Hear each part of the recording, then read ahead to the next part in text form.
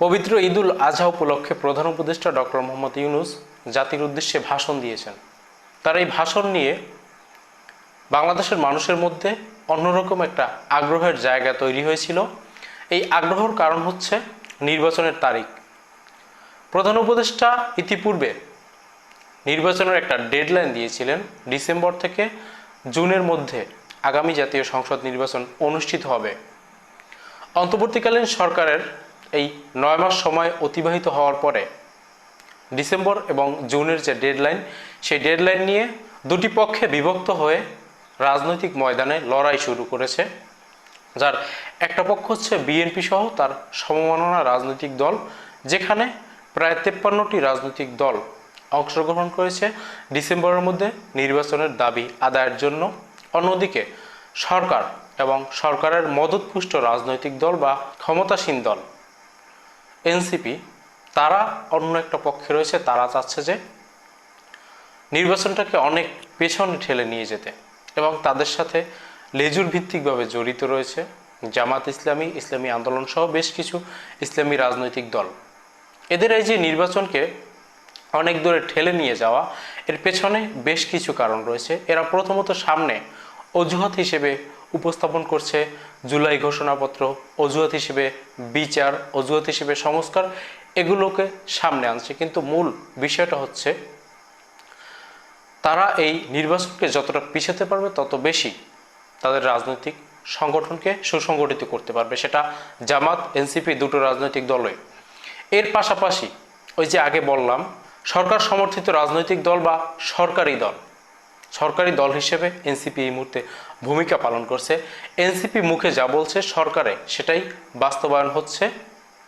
এই যে সরকারি সুবিধা এনসিপি পাচ্ছে, সেটা প্রধান উপদেষ্টার এই সরকার যদি নির্বাচন দিয়ে চলে যায় তারপরে আর পাবে না।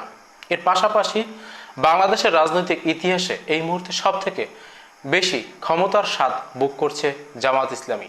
জামাত ইসলামী 1986 সালে এরশাদের সাথে সমঝোতা করে নির্বাচনে গিয়েছিল, 91 এবং 2001 সালে বিএনপির সাথে জোট করে ক্ষমতায় গিয়েছে, 96 সালে আওয়ামী লীগের সাথে সমঝোতার মাধ্যমে ক্ষমতা ভাগাভাগি করে নিয়েছিল, কিন্তু কখনোই এতটা ক্ষমতা সুবিধা ভোগ করতে পারেনি যতটা এই অন্তর্বর্তীকালীন সরকারের সময় ভোগ করছে। আর এ কারণে জামাতও চাইছে এই সরকার নির্বাচন পিছিয়ে দিক, যদিও তারা আমতা আমতা করে জনগণ যেহেতু খুব অল্প সময়ের মধ্যে নির্বাচন চাইছে, যেহেতু এই সরকার তেমন একটা সফলতার মুখ দেখেনি বা দেখাতে পারেনি, সেজন্য জনগণের কাতারে দাঁড়িয়েও আমতা আমতা করে বলছে যে তারা ফেব্রুয়ারি থেকে এপ্রিল এর মধ্যে নির্বাচন হলে ভালো হয়, সেটা তাদের সিদ্ধান্ত। তবে বাস্তবে তারাও চাইছে এই এনসিপির সাথে, ইসলামী আন্দোলনের সাথে যুক্ত হয়ে নির্বাচনকে অনেক দূরে ঠেলে নিয়ে যাওয়া। এবার প্রধান উপদেষ্টার বক্তব্য নিয়ে মানুষের মধ্যে যে আগ্রহ, সেই আগ্রহটা ছিল এই যে দ্বন্দ্ব, নির্বাচন কবে হবে সেটা নিয়ে যে দ্বন্দ্ব, সেই দ্বন্দ্বের মাধ্যমে হাসিনা বিরোধী, ফ্যাসিবাদ বিরোধী যে রাজনৈতিক শক্তি, সেই শক্তির মধ্যে বৃহত্তর একটা বিভক্তি তৈরি হয়েছে। এই বিভক্তি নিরসনে প্রধান উপদেষ্টা হয়তো একটা গুরুত্বপূর্ণ ভূমিকা রাখতে পারতেন যদি তিনি নির্বাচন নিয়ে স্পষ্ট একটা রোডম্যাপ ঘোষণা করতেন, কিন্তু তিনি করলেন না। তিনি আমতা আমতা করে একটা রোডম্যাপ ঘোষণা করলেন।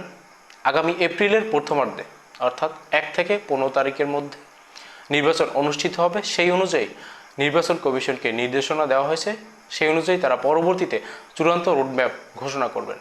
এখন প্রধান উপদেষ্টার এই যে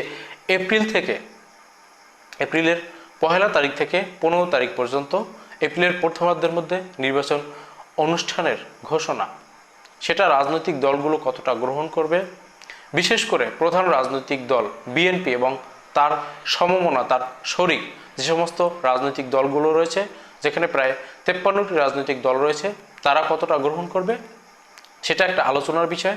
সেই আলোচনা এখন যাচ্ছে না, কিন্তু যে বিষয়টা নিয়ে গুরুত্বপূর্ণভাবে আলোচনা করা দরকার সেটা হচ্ছে প্রধান উপদেষ্টার এই যে এপ্রিলের প্রথমার্ধে নির্বাচনের ঘোষণা, এটা একটা চতুর্থ শ্রেণীর ফাজলামি বলে আমার কাছে মনে হচ্ছে। যেমনটা মনে হয়েছে ডিসেম্বর থেকে জুনের ক্ষেত্রে, যখনই প্রধান উপদেষ্টাকে চাপ প্রয়োগ করা হচ্ছিল নির্বাচনের একটা টাইমলাইন ঘোষণা দেওয়ার জন্য, একটা রোডম্যাপ ঘোষণা দেওয়ার জন্য, তখন তিনি ডিসেম্বর থেকে জুনের এই ঘোষণাটি দিয়েছিলেন। খেয়াল করবেন ডিসেম্বর থেকে জুন এটা প্রধান উপদেষ্টার মুখের ভাষা, তিনি নিজে বারংবার বলেছেন। কিন্তু এখন যখন প্রধান রাজনৈতিক দল বিএনপি সহ তার সমমনা রাজনৈতিক দলগুলো ডিসেম্বরের নির্বাচনের কথা বলছে, তখন প্রধান উপদেষ্টা তাদের দিকে দোষারোপ করছেন, তাদের দিকে আঙুল তুলে বলছেন একটা রাজনৈতিক দল ছাড়া আর কেউ ডিসেম্বরে নির্বাচন চায় না। ফাজলামের শুরুটা হয়েছে এই স্বল্পমেয়াদী এবং দীর্ঘমেয়াদী সংস্কার নিয়ে। এখান থেকেই ডিসেম্বর এবং জুনের ডেডলাইন দেওয়া হয়েছিল।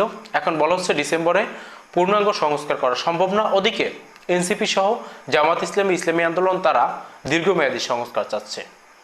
প্রধান উপদেষ্টা তার ভাষণের মধ্যে নির্বাচন প্রসঙ্গ যখন এনেছেন, তখন তিনি একটা বিষয় থেকে শুরু করেছেন, সেটা হচ্ছে অনেকেরই আগ্রহ রয়েছে, বাংলাদেশের অনেক জনগণের এবং অনেক রাজনৈতিক দলের আগ্রহ রয়েছে আগামী জাতীয় নির্বাচন কবে হবে সেটা জানার।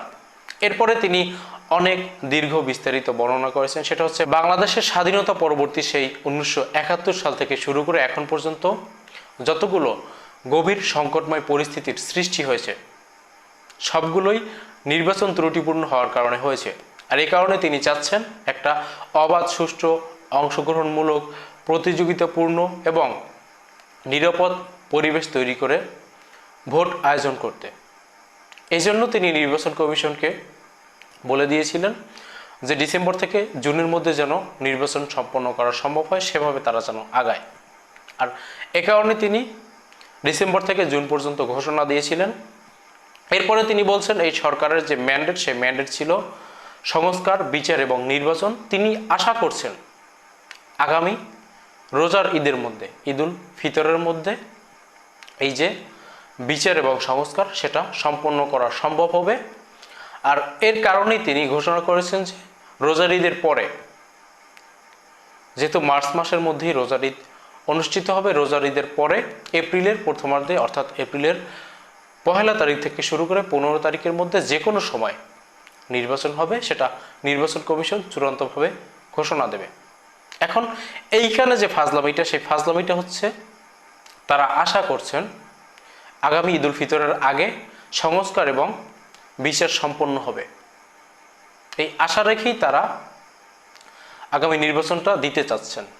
তার মানে তারা বিচার এবং সংস্কার তাদের ক্ষমতায় থাকাকালীন সময় শেষ করে যাবেন, এটা তারা বলতে চাচ্ছেন।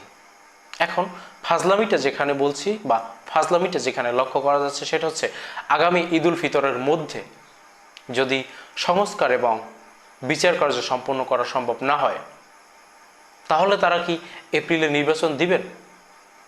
এপ্রিলের অনুষ্ঠিত নির্বাচন বিএনপি এবং তার সমমনা রাজনৈতিক দলগুলো মানবে কিনা সেটা আগেই পাশ কাটিয়ে রেখেছি। সেই পাশ কাটিয়ে রেখে বলছি যে এপ্রিলে যদি নির্বাচন সবাই মেনেও নেয় এবং সেই অনুযায়ী যদি সরকার আগাতে থাকে, পরবর্তীতে যে শর্ত জুড়ে দেওয়া হয়েছে সংস্কার এবং বিচার, সেই এপ্রিলের আগেই সম্পন্ন করা সম্ভব হবে। সেই শর্ত যদি বাস্তবায়ন না হয়, তাহলে কি তারা এপ্রিলে নির্বাচন দেবেন? আর এই শর্ত বাস্তবায়ন না করে তারা যদি নির্বাচন দিতে চান, তাহলে বাধা প্রদান করতে কেউ মাঠে নামবে না, সেটা আমরা কিভাবে বিশ্বাস করি? প্রধান উপদেষ্টা বারংবার বলেছিলেন যে কোনো রাজনৈতিক দল নিষিদ্ধের পক্ষে তারা নয়, তারা কোনো রাজনৈতিক দল নিষিদ্ধ করতে যাচ্ছে না, কোনো রাজনৈতিক দল নিষিদ্ধ করতে চাচ্ছেও না।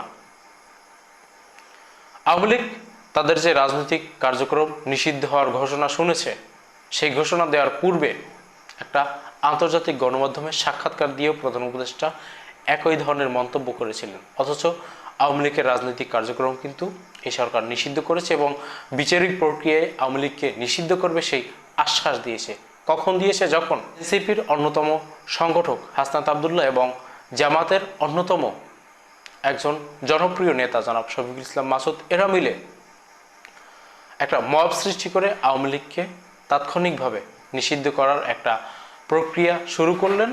তারা শাহবাগ ব্লকেট করলেন। একটা পর্যায়ে সরকার বাধ্য হয়ে আওয়ামী লীগের রাজনৈতিক কার্যক্রম নিষিদ্ধ ঘোষণা করেছে। এখন যখনই এই সরকারের শর্ত আগামী ঈদুল ফিতরের মধ্যে বিচার এবং সংস্কার সম্পন্ন করা সম্ভব হবে, সেই শর্ত যদি বাস্তবায়ন না হয়, তাহলে এই এনসিপি অথবা এনসিপির অন্যতম সংগঠক হাসনাত আবদুল্লাহ কিংবা সার্জিস আলম এরা একটা মব নিয়ে যমুনার সামনে উপস্থিত হবে না, সেটা আমরা কিভাবে বিশ্বাস করি? সুতরাং প্রধান উপদেষ্টা এপ্রিলের প্রথমার্ধে নির্বাচনের যে ঘোষণা দিয়েছেন এবং সেখানে যে শর্ত যোগ করে দিয়েছেন, সেটা আমার কাছে চতুর্থ শ্রেণীর একটা ফাজলামো মনে হচ্ছে। যে ফাজলামোটা এর আগে ডিসেম্বর থেকে জুনের ডেডলাইন দেওয়ার মধ্য দিয়ে এই সরকারের প্রধান উপদেষ্টা ডক্টর মোহাম্মদ ইউনূস করেছেন। ডক্টর মোহাম্মদ ইউনূসের প্রতি আহ্বান থাকবে, আমরা আসলে বোকা নই। শেখ হাসিনা আমাদেরকে বোকা ভেবেছিল, আর বোকা ভাবার কারণেই কিন্তু তার পতন আমাদের হাতে হয়েছে। আমাদেরকে বোকা ভাববেন না। এই সমস্ত চতুর্থ শ্রেণীর ফাজলামি বন্ধ করে ঠিক কবে নাগাদ আপনারা নির্বাচন দিচ্ছেন সেই তারিখটি ঘোষণা করুন। এরপরে রাজনৈতিক দলগুলো তাদের যে সিদ্ধান্ত সেখান থেকে সরে এসে কিছু কাটছাট করতে পারে। বিএনপি যখন বলছে যে ডিসেম্বরে নির্বাচন দিতে হবে, কোনোভাবেই জুন নয়, যখন আপনারা সেখান থেকে একটু পিছিয়ে এসেছেন, বিএনপি ভাবতে পারে যে একটু আমরাও সামনের দিকে এগিয়ে যাই, এপ্রিলে হতে পারে, এটা পরের বিষয়। কিন্তু এই যে চতুর্থ শ্রেণীর ফাজলামি, এই যে শর্ত যুক্ত করা এবং পরিষ্কারভাবে তারিখ ঘোষণা না করা, এটা কিন্তু আপনি ডক্টর মোহাম্মদ ইউনূস, আমাদের প্রধান উপদেষ্টা, আমাদের অত্যন্ত সম্মানীয় ব্যক্তি, আপনার দ্বারা জাতি কামনা করেনি। আপনি একের পর এক রেড লাইন ক্রস করেছেন, আর নয়। আপনি এখন ক্ষান্ত দিন, আপনি পরিষ্কারভাবে ঘোষণা দিয়ে দিন যে অমুক তারিখে নির্বাচন অনুষ্ঠিত হবে।